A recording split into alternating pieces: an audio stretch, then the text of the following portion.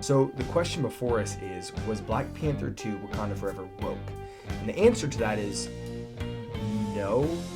This is Unsafe Media. My name is Ryan Martin. I'm here to help you understand and respond with wisdom and with virtue to the ideas and the movements that are shaping our age. Now, we're going to be doing a lot of artistic breakdown because a healthy culture produces great works of art, and an unhealthy and a decadent culture produces ugly, terrible works of art. And unfortunately, we're mostly in that latter section. But movies are our chief, I would say, artistic export. This is where most people encounter the arts. And so we need to break down the ideas and the philosophies that animate these movies. And that's what we're going to do today with Wakanda Forever. Now, before we actually get into the actual philosophy, we need to break down the movie itself, do a quick little review, because we have to have good movies, even just on their artistic merit, whether or not they agree with me or with reality in terms of the facts, whether they push an agenda. We have to have high quality movies. The beautiful fits along with the good to shape us, right? We have to be pushed towards the good and the true, and that usually comes in the form of art. Percy Shelley, who I reference constantly on this channel, says the artist, or the poet specifically, is the unacknowledged legislator of civilization by shaping what it is that we think is true, what we think is truly good, and what is obviously beautiful. So we need the beauty in our civilization to push us towards that. So let's talk about it. How good is the movie itself? Well, it ain't great. It's not terrible. It's not fantastic. It's somewhere in the middle. Definitely probably in the top 2 of Marvel Phase 4. The rest of Phase 4 has been pretty terrible, especially Thor Love and Thunder was almost unwatchable. But this movie is surprisingly good given everything that went behind the scenes, right? So obviously they're dealing with the death of the star of the movie. They finished the script, I believe 2 weeks before he died. So they had to redo this entire thing in light of his passing and to absolutely change the film. And they also had to fit in a bunch of studio demands. They had to fit in Riri Williams, who could not have been more shoehorned into the movie. There's a bunch of things that obviously were working against the movie. And yet they pulled together what I would say, honestly, behind No Way Home, this was the second best of the whole phase. How was the plot? The plot was bad. The plot was really bad, actually. The premise wasn't terrible. The idea of Namor, an extreme isolationist city that is now being threatened, that their existence is about to be exposed to the outside world because of the actions of T'Challa, and therefore he's mad at them and is sort of basically threatening them. It's a decent motivation. But then every decision they make from there on out, and other people have pointed these out ad nauseum, and I appreciate that. But they make all these decisions that just don't make any sense. Why fight them in what? Why does Wakanda have a giant overwater boat? Why are they choosing to go fight the non-Atlanteans in the sea where the Atlanteans have all of the advantage? Why is one boat going to take on this entire nation when they seemingly have the manpower to conquer all the kingdoms of the whole world? Why are they trying to get Riri Williams after she already did the damage by creating the machine? They already have a copy of the machine, obviously. So the plot was terrible, but the acting was absolutely fantastic, especially the acting of Angela Bassett. She was regal. She was noble. Every few years, a bossy woman of some level of prominence gets called bossy. Can you imagine? The gall of some people, right? And whenever this happens, we always have this sort of national conversation about how this is supposed to be some sort of slur against women in power. And that just isn't true. That's a cynical read of the situation. Men, whenever they are insecure in their leadership, act in ways that are obviously born out of that insecurity. And the words that we call those men are, let's just say, inappropriate to put on air. But the word for women, whenever they do the same sort of thing, when they act out of that insecurity in their position of leadership and they try to sort of force their views on those who are under them, the word for that is bossy. But that's not a blanket term for women in power. It's a very specific behavior. And we all know that. Angela Bassett shows a perfect portrayal of a woman who is the exact opposite of that. She possesses the command. She is at the helm and she gets it and she's comfortable with it, and it comes through in the performance. Let's go ahead and watch this clip here of her speaking to the UN. Response to this incursion be an olive branch. Further attempts on our resources will be considered an act of aggression and met with a much steeper response. Whenever I see a woman acting with that level of poise, that level of authority and command of the situation, it always reminds me of this amazing moment by Nikki Haley where she addresses the UN. The UN had criticized America for simply acknowledging the actual capital of Israel. And here's what she said. The United States will remember this day in which it was singled out for attack in the General Assembly for the very act of exercising our right as a sovereign nation. We will remember it when we are called upon to once again make the world's largest contribution to the United Nations. And we will remember it when so many countries come calling on us, as they so often do, to pay even more and to use our influence for their benefit. Not a hint of bossiness there. That absolutely comes through the performance by Angela Bassett. Man, she is powerful. By far the best part of the entire movie. Script is fine. Dialogue, nothing to write home about. The editing, the fight scenes weren't great. The editing, slightly better than the last one. The music was fantastic. They really caught the mood. The primary theme is dealing with loss, which is a really nice change of pace for the MCU. So I would definitely give it like a B, B minus, B plus, somewhere, I don't know, in that mid B range. It was fine. No rewatchability.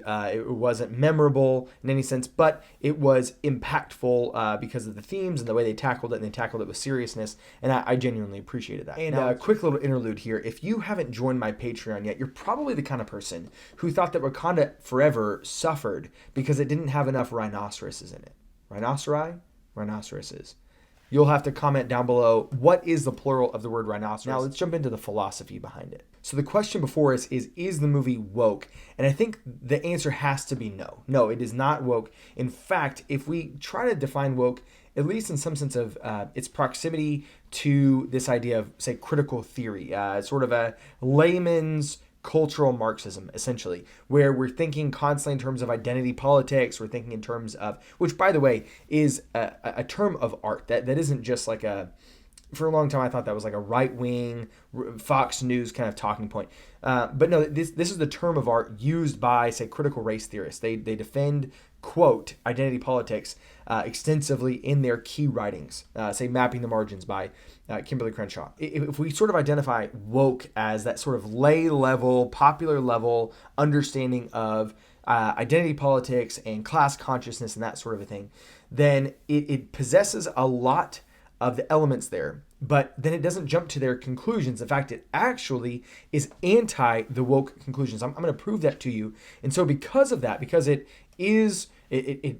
accepts a lot of the woke premises, but then tries to somehow split the baby and avoid the disastrous conclusions of the woke movement, I'm going to call this a liberal movie, if that makes sense. It's certainly not conservative by any stretch of the imagination, but it doesn't go all the way off the deep end. Now, you can understand how some people would assume that it was woke. Obviously, it is an all-woman cast.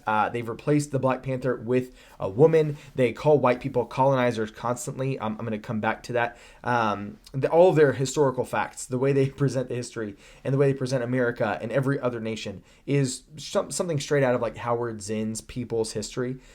Basically what they mean, and by the way, peoples is absolutely a communist term that only humanizes and only speaks in personhood terms about the oppressed and actively denigrates and depersons the supposed oppressors. But of course, the way that they present it is, the colonizing countries, they're the bad guys. Everybody else, especially the natives, they're the good guys. And you see that in the formation of the non-Atlanteans. But what we know of all people groups is that the depravity and the most wicked things that we do to one another, that is found in every culture, in every civilization throughout human history.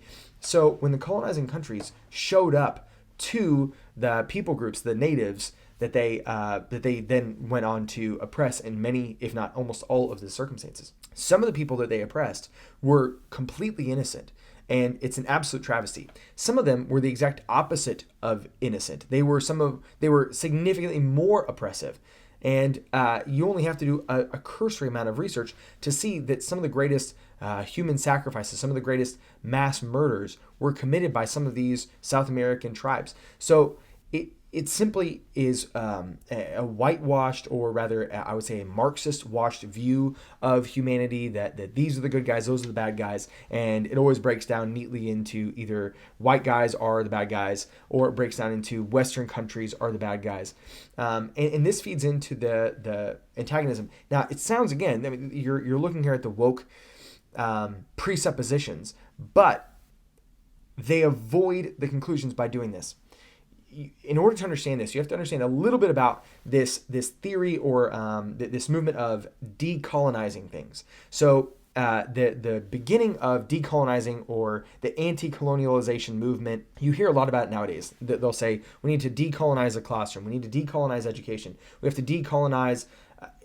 I mean, depending on what you're reading, if you go to like Slate, they'll talk about decolonizing makeup and decolonizing whatever.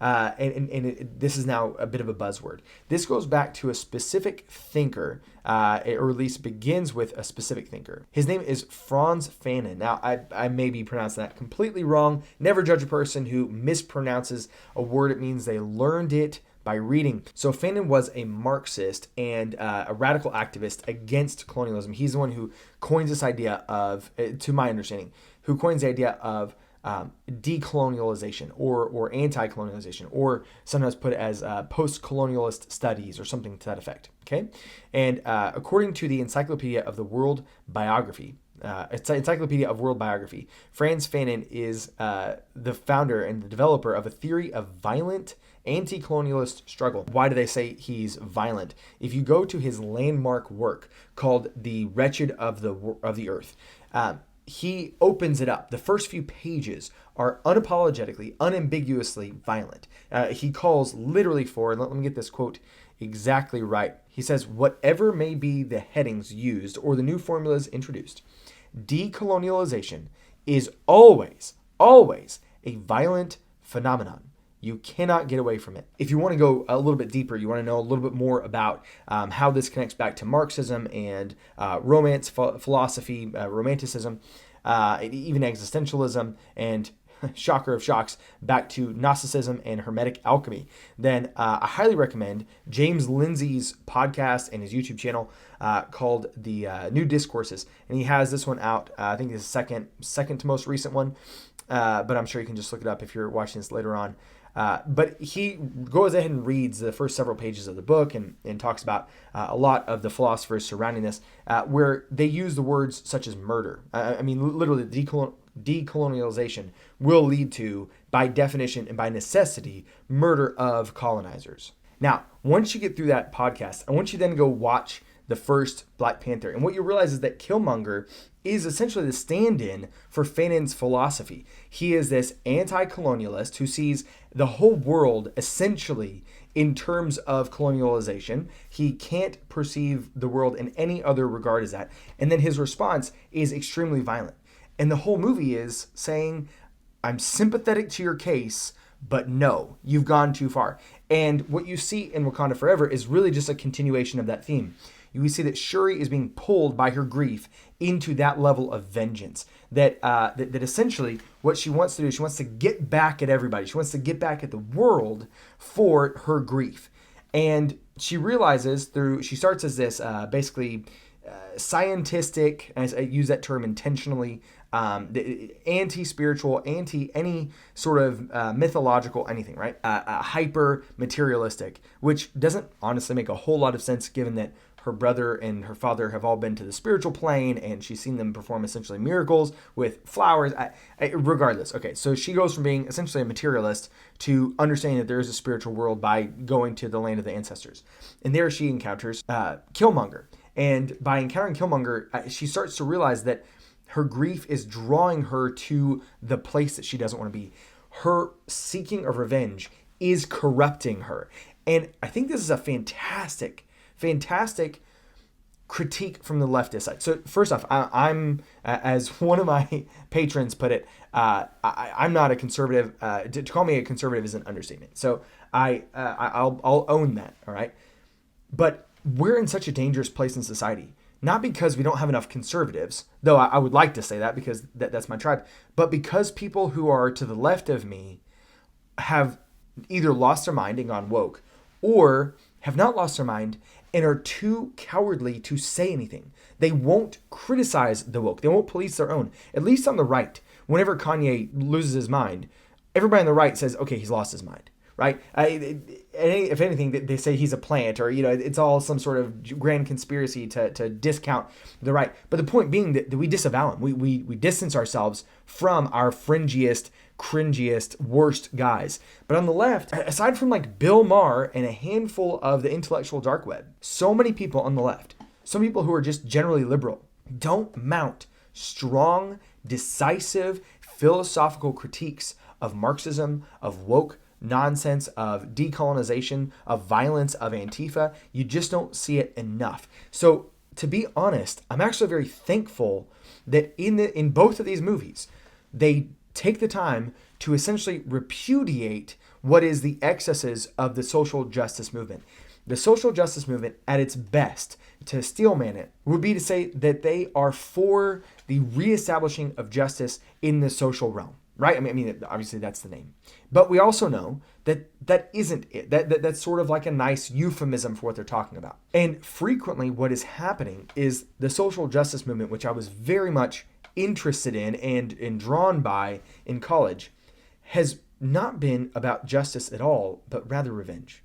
It has been corrupted by the anger of past sins to where they've adopted a whole host of fundamentally flawed moral ideas, including the idea that we can punish people today and hold them accountable for the sins of people who simply look like them, right? We're not even talking about, say, punishing exclusively or taking reparations exclusively from the descendants of slave owners. We're talking about taking it from the collective, taking it from everybody, including people who immigrated here after the time of slavery, or people whose ancestors didn't ever own slaves, or people like myself who are ethnically Jewish, or people who are Asians, right? We're taking from people who never committed the sin, who are not related to people who committed the sin, and then paying it back to people who themselves have not been victimized by those sins. We are so distraught by the sickening and honestly sickening, wicked, twisted sins of the past, of some people in the past, that we ignore all the other sick, wicked, twisted sins of everybody else in the past.